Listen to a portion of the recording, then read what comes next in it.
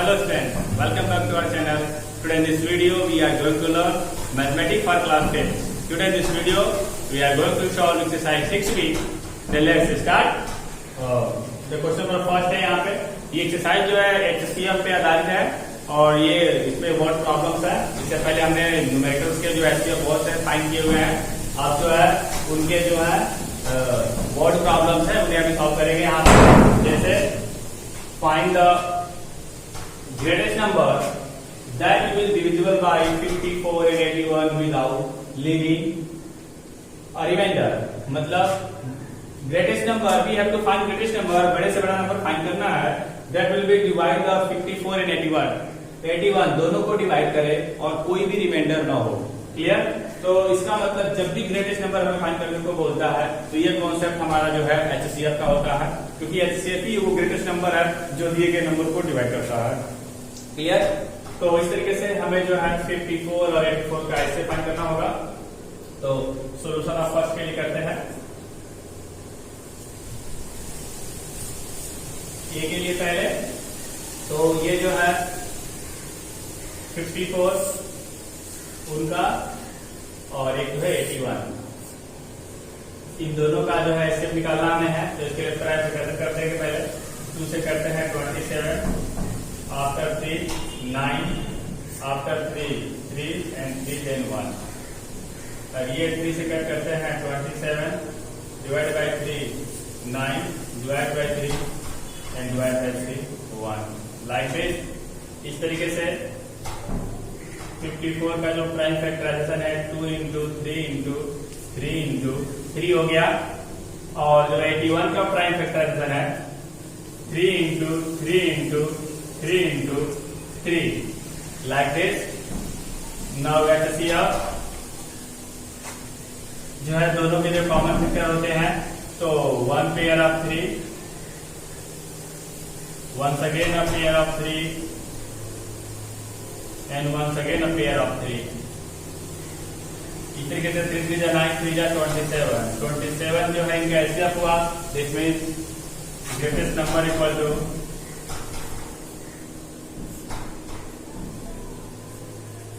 The greatest number equal to 27 है वो number.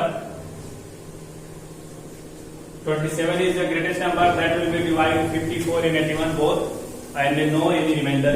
ठीक है, कोई रिमाइंडर उसमें नहीं आएगा। क्लियर? इस तरीके से है। इसी से इसका जो बी सॉल्यूशन है उसे भी सॉल्व कर सकते हैं। बी के लिए find the greatest number that will divide 33 84 and 61 exactly, मतलब पूरा पूरा कटे और वो ग्रेटेस्ट नंबर हो। तो इनका भी ऐसे ही फाइंड करना है।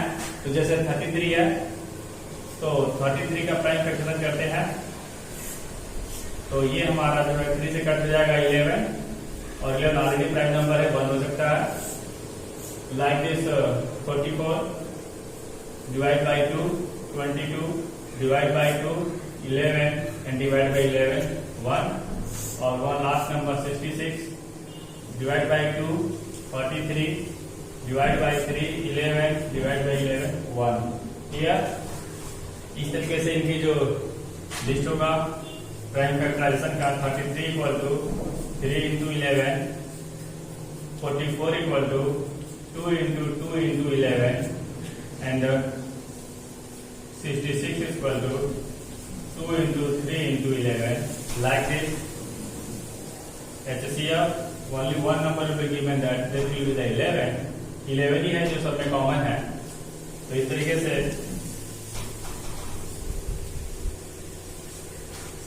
The greatest number equal to 11, यानी 11 वो लार्जेस्ट नंबर है जिससे 33 44 and 66 everything is divided.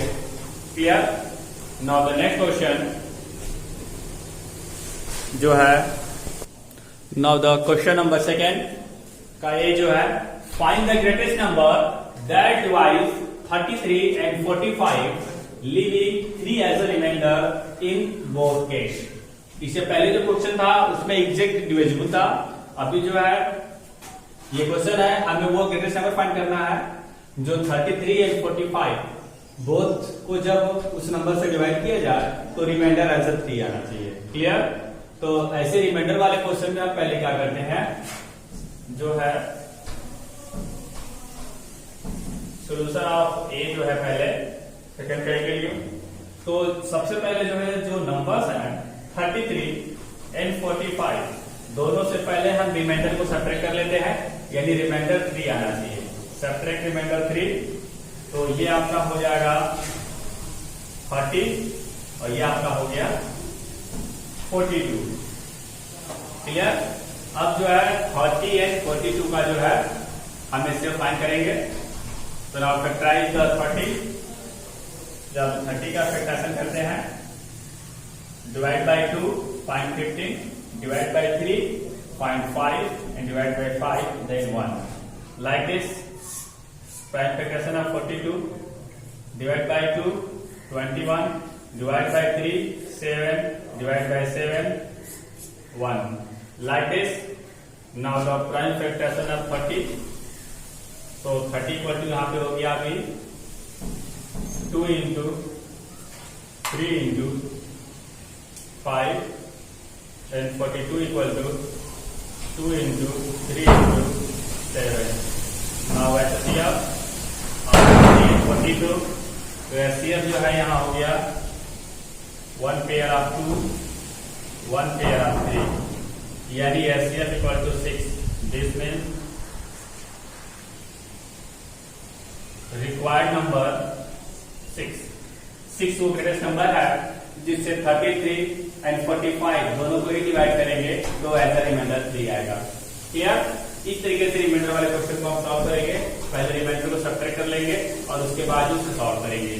Just like इसका बी भी ऐसे सॉल्व कर सकते हैं। डी का सोल्यूशन, जैसे ये आपका नंबर है 51 और वो नंबर है 79, दोनों से इनके रिमाइंडर जो 9 है वो माइनस सब्ट्रैक्ट करेंगे। सब्ट्रैक्ट 9 ऑन बोथ, तो ये क्या हो जाएगा 42 और ये आपका जो है हो जाएगा 9 सब्ट्रैक्ट कर दीजिए 79 से, then 70। Then factorize the 42 by 2 21 by 3 7 by 7 1, and like this factorize the 70 by 2 35 by 5 7 by 7 1। Clear। now जो प्राइम फैक्टराइजेशन है 42, तो 42 के जो प्राइम फैक्टराइजेशन है 2 इंटू 3 इंटू 7 और तो 70 का factorization 2 into 5 into 7 like this। now let's see 1 pair of 2 and 1 pair of 7 common है, तो 7 to the 14 इसका एक्सेप्ट हो गया। This mean required number equal to 14। Clear.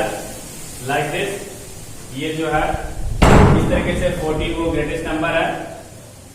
By this when we are divide 51 and 79 both, in each case we have find remainder 9, यानी 14 से जब divide करेंगे तो इस केस में जो है हमें रिमाइंडर जो है 9 आएगा। Now the next question,